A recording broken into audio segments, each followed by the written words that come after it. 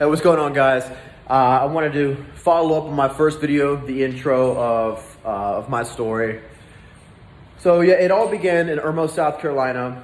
I grew up, and when I was about 10 years old, my dad, you got to follow me on this one here.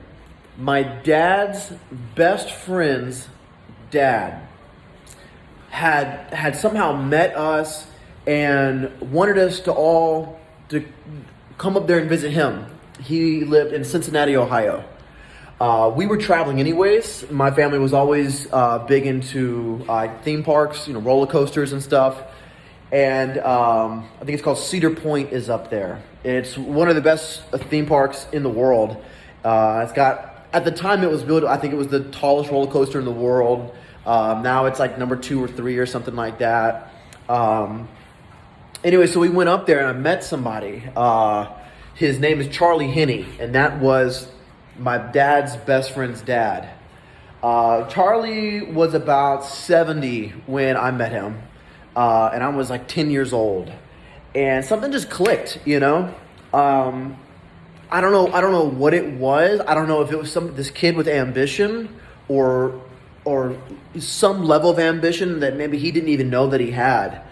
But we somehow got off talking about stocks and bonds and real estate. And I know it's totally crazy to think of, a 10-year-old talking about that, but that's what happened. Charlie was the first millionaire I ever met in my life. I didn't know it at the time that he was a millionaire. And I'm not talking about like super wealthy. I'm, most likely in the single digit millions is probably where his net worth is. He developed real estate. He developed, one of the ones he loves to talk about is a condominium he developed in Marco Island. And as I talk about my intro video, I'm in Miami now, and he's actually going to come down, and we're gonna get dinner together and just chat about life and everything. But and I'm super excited because this will be the first time my business partner will meet him. I've talked about him before, but anyways. I was 10 years old. I was the first millionaire I'd ever met in my life. And for some reason, it made a profound impact on me. I remember very distinctly, we went to a restaurant. Let me back it up a little bit. Growing up, I come from a very conservative family. Like I said, we were never necessarily struggling, or at least from what I knew of. They didn't show it too much. My dad was a real estate agent back in like the 2008 area.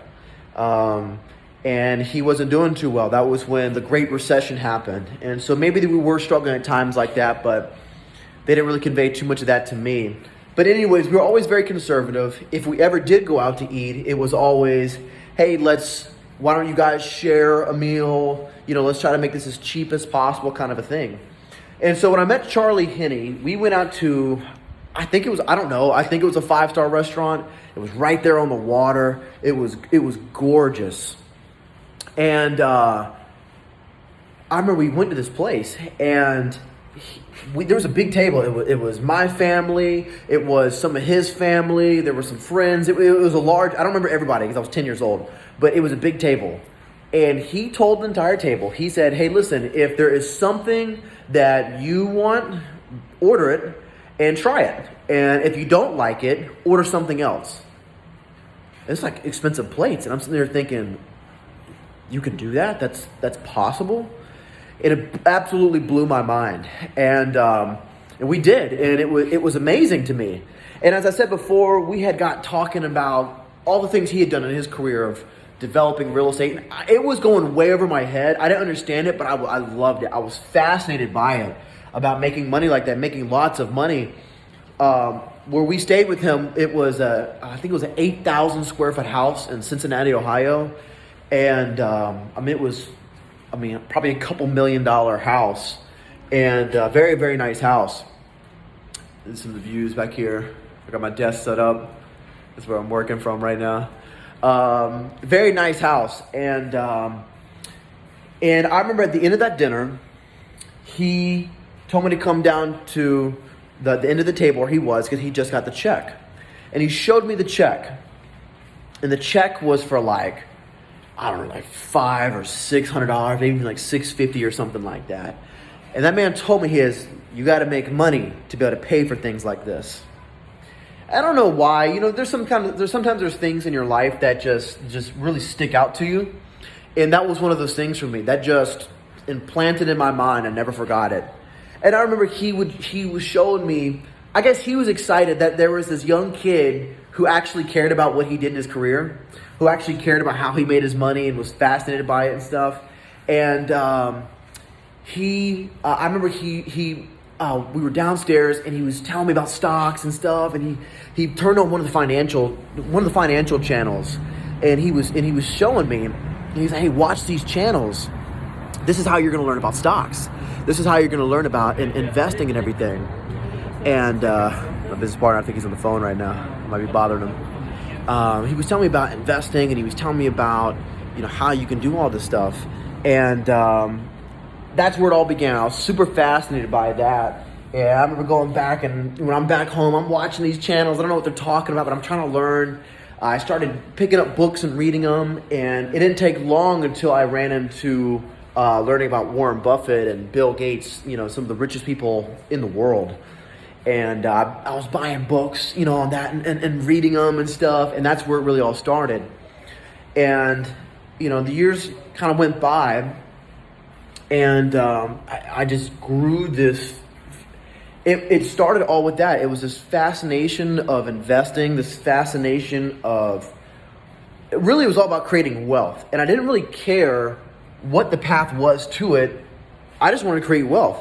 I think that's like a lot of people today. A lot of young people today, I was always just like, hey, as long as it's legal, ethical, and moral, I don't care how I make money. I want to make money, whatever I got to do, you know, to become wealthy and to live like some of these people live, and to be able to do what they do.